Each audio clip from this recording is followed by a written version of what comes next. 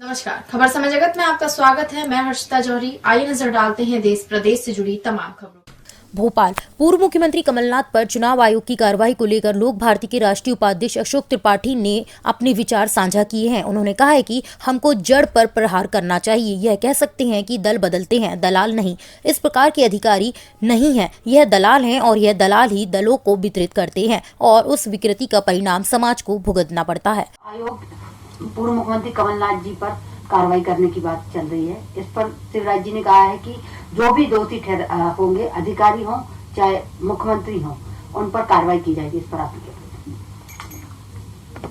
देखिए, जिस प्रसंग में आप बात कर रही हैं उस प्रसंग में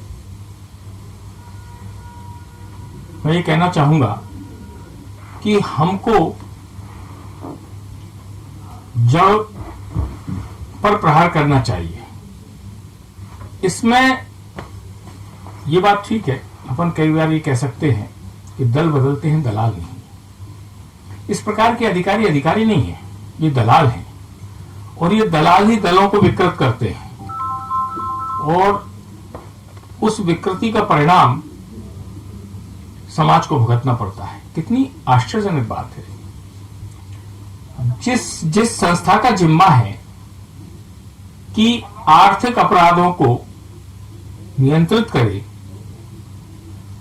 आर्थिक अपराधों को नियंत्रित करने के साथ एक सुशासन का वातावरण बनाए, जब वही संस्था का प्रमुख उसमें लिप्त होगा और इस प्रकार के अवैध धन का परिवहन पुलिस के वाहनों में होगा और लाख 2 लाख करोड़ 2 करोड़ की बात नहीं है, 106 करोड़।